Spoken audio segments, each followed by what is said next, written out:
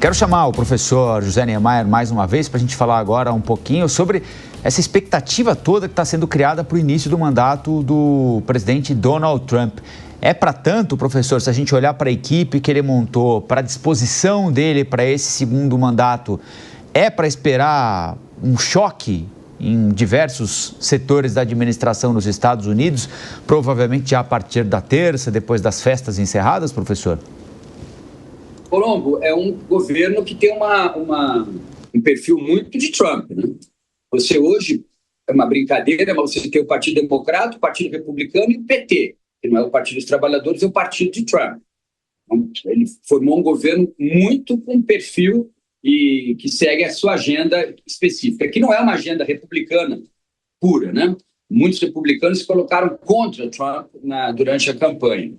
Então, isso pode ter impacto, sim, na segurança internacional. Existem duas visões sobre o que pode acontecer. Que Trump vai tirar o seu apoio logístico, militar e financeiro, por exemplo, da guerra da Ucrânia.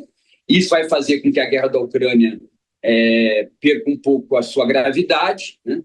E talvez a isso force até um armistício com a Rússia ficando com 20% do território. Outros acham que isso pode fazer com que a União Europeia participe mais da guerra da Ucrânia. Então, a visão de Trump sobre segurança internacional e o que ele vai fazer nos primeiros meses, isso não se percebe em dias, em meses, vai ser muito, muito relevante. Com relação ao Oriente Médio, é um pouco diferente, porque são menos recursos envolvidos e tem a questão de Israel, que é um aliado preferencial, seja de Trump, seja de um republicano puro, seja de um democrata. Então, lá é um pouco diferente para a gente analisar de cara. A questão dos Estados Unidos, Colombo, é que eles têm um déficit público muito grande.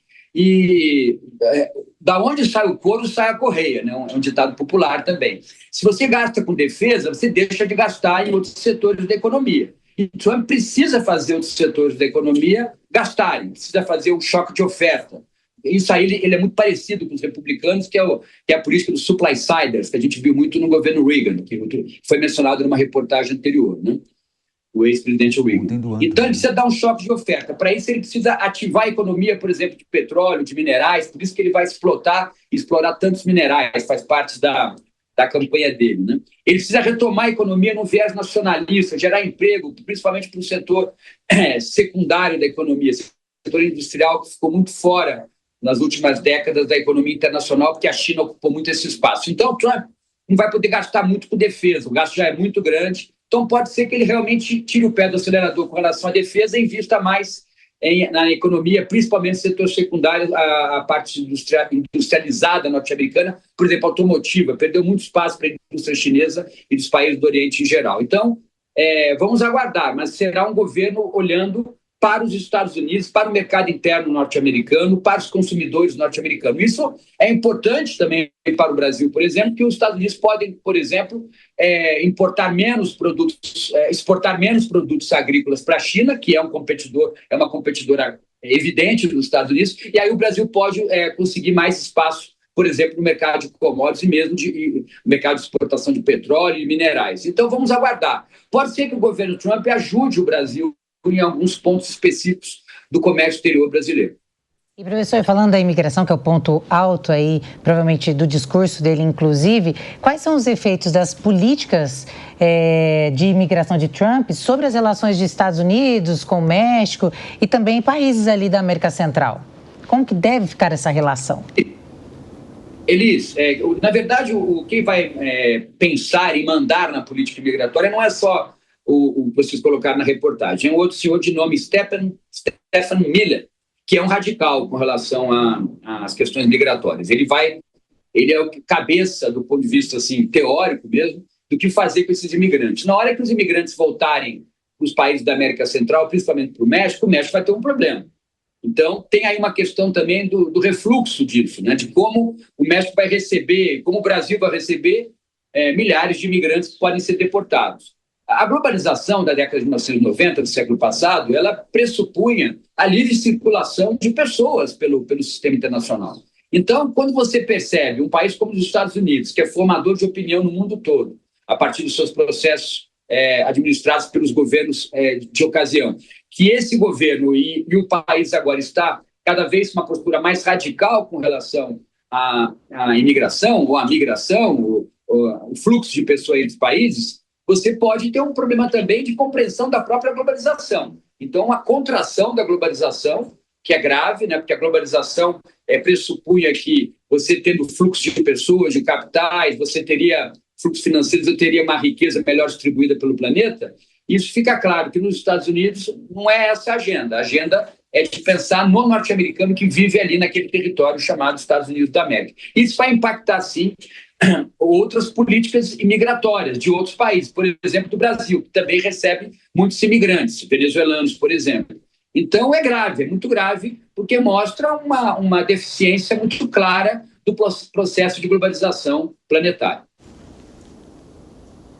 Professor, o presidente Donald Trump falou muito na questão das tarifas contra a China e México, produtos importados desses dois países. Em alguns casos, ele chegou a falar em tarifar em até 100% produtos vindos da China. Ele fala também da deportação de todos os imigrantes ilegais que estão lá nos Estados Unidos. Agora, é muito difícil, para a gente dizer o mínimo, que ele realize essas medidas sem estar armando ali uma bomba na mão da economia americana, né? Então, você acredita que ele vai levar isso tudo à frente mesmo diante dos riscos econômicos, ou então ele tem um discurso e vai tentar realizar algo ali que fique em um meio termo entre o que ele gostaria e o que é de fato realizável? Fabrício, excelente sua questão, porque na hora que você tem que favorecer uma indústria doméstica, você vai ter mais gasto público com isso, você vai ter que investir mais, vai ter que fazer mais subsídio, vai ter que colocar mais dinheiro nessas indústrias. Isso vai aumentar o déficit norte-americano, que é um problemão. É uma questão nevrálgica na economia norte-americana, o déficit público norte-americano. Então, talvez ele fique no meio termo. Mas volto a dizer, algumas medidas podem favorecer o Brasil. O Brasil já é um exportador importante de produtos semi-industrializados para os Estados Unidos. Talvez comprando menos da China, até para deixar clara a sua posição de competidor com relação à China, os Estados Unidos até aumente algumas compras, importações de produtos semi-industrializados e industrializados do Brasil. Então, pode até favorecer o Brasil nesse sentido. Agora, com relação ao todo da economia internacional, isso vai mostrar que os Estados Unidos estão com uma política protecionista, e a Alemanha vai atuar assim, a França vai atuar assim, a China vai continuar atuando assim, e o Brasil também. É uma contração dos fluxos econômicos e financeiros no sistema internacional. Mas há mais um ponto negativo com relação à globalização internacional, que vem desde a década de 90, como eu falei, que seria importante você manter, porque na hora que você tem uma globalização econômico-financeira ativa e saudável, você consegue distribuir também renda e riqueza para todo o sistema internacional. Os lugares mais pobres do mundo recebem mais investimento numa situação como essa. Quando você tem a principal economia do mundo com uma visão muito nacionalista e tendo que bancar sua economia a todo custo, gerando até mais déficit público, como você colocou bem, você indica para o sistema internacional que a globalização está cada vez mais indo ladeira abaixo. Mano, a sua pergunta? Professor, bom dia. Uma das principais características da ordem internacional, uma premissa básica, é o respeito à soberania territorial dos outros países. A gente tem visto nos últimos anos uma dificuldade dessa premissa na prática, por exemplo, com a invasão da Rússia sobre a Ucrânia, com as ameaças da Venezuela em Essequibo, e o presidente Trump fez algumas declarações sobre uma possível anexação de territórios, a exemplo do próprio Canadá se tornando um novo estado americano. Como o senhor já falou que provavelmente tem uma tendência de diminuição de gastos com a defesa, eu interpreto que provavelmente isso ele não deve tentar implementar, mas essa mudança de discurso dos Estados Unidos, falando sobre anexação de territórios, pode levar a mais ações assim na ordem internacional? Por exemplo, a China criando coragem de anexação de Taiwan. Qual é a visão do senhor sobre os riscos que esse tipo de retórica causam para a ordem internacional liberal? Mano, um abraço a você, não tinha ainda conversado, feliz ano novo. Quando você fala de soberania no sistema internacional, é o assunto mais grave que permeia, né, o sistema. Na hora que Trump coloca essas questões, e isso pode ser apenas blá, blá, blá, mas quando um presidente que vai assumir menciona o questionamento que nós chamamos de soberania adjetivada de alguns países, é muito grave. você tem toda a razão. Isso pode repercutir nos interesses chineses com relação ao Mar do Sul da China, com relação a Taiwan, com relação a Hong Kong. Então, com relação também à relação entre Coreia do Norte e Coreia do Sul, que envolve ali uma questão também de espaço de soberania entre os dois países, com interesses norte-americanos e chineses muito claros. Envolve também outras possessões chinesas naquela região, e isso também tem uma questão de conflito potencial com o Japão. Envolve a questão ucraniana. Em pleno século XXI, um país foi invadido por outro país, a Rússia invadindo a Ucrânia, né, anos atrás. Então, tudo isso é muito grave. E mesmo sendo retórica, blá, blá, blá, mas é um blá, blá, blá sério. Eu acho que o presidente Trump não deveria ter partido para este discurso. Talvez seja até uma cortina de fumaça para outras ações que ele vai organizar, por exemplo, com relação à imigração, que vai ser uma ação dura também. Mas é muito grave quando se fala em soberania. E é impossível haver uma anexação do Canadá, uma anexação da Groenlândia. O que a Dinamarca pode fazer é vender a Groenlândia, mas não vai fazer, né? E isso tem a ver também com uma outra questão, tem a ver com o que a gente estava falando da logística econômica do governo Trump. Ele está muito preocupado com logística de petróleo, logística de gás, logística de minerais, por isso que ele fala tanto do canal do Panamá e fala também de novas terras, vamos dizer assim, um neocolonialismo para poder explorar melhor lugares como a Groenlândia, que é muito rica em petróleo e em gás. Mas, como eu falei, isso é apenas retórica, mas uma retórica muito perigosa para um começo de administração. Professor, bom dia. Professor, esse mandato do Trump, ele aparece mais poderoso do que foi lá atrás. Hoje, os republicanos são a maioria na Câmara, a maioria no Senado, também na Suprema Corte ele tem a maioria, e vamos dizer que ele tem o poder econômico com ele hoje, com seus bilionários todos ao seu entorno. Se juntarmos a economia desses bilionários que o apoiam ou que fazem parte do seu governo, dá um PIB de um país considerável. Levando em consideração a própria personalidade do Trump. Ele é megalomaníaco, ele é, vamos chamar assim, até de arrogante mesmo. O senhor vê no futuro uma possibilidade, uma ruptura democrática nos Estados Unidos, já tendo em vista os precedentes do Trump de não aceitar a eleição passada do Biden? Tesualdo, um prazer falar com você também, feliz ano novo, não tínhamos falado ainda. Eu tenho a impressão que não são só os bilionários que estão próximos de Trump, é todo um sistema econômico que cada vez tem mais interesses no negócio de governo. Nos Estados Unidos, o governo norte-americano, a estrutura de Estado, contrata muitas empresas. Então, além dessas grandes empresas, eu acho que tem toda aquela... Pequenas e médias empresas também seguem essa agenda de possíveis negócios com o governo, de poder também, ao diminuir o gasto público, elas participarem mais de projetos, principalmente na área de serviços, por exemplo, tecnológicos, como a gente tem visto com as grandes empresas. Acho que com relação ao Congresso, não sei se a vida vai ser tão fácil assim, porque tem republicanos que são críticos a Trump, vamos precisar olhar que projeto vai ser votado, vai ser uma análise muito específica para fazer para cada projeto.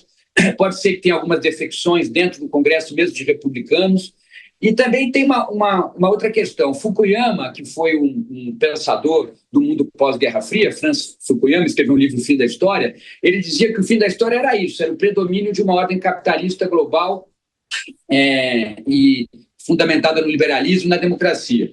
É isso que está por trás dos ideólogos de Trump, né?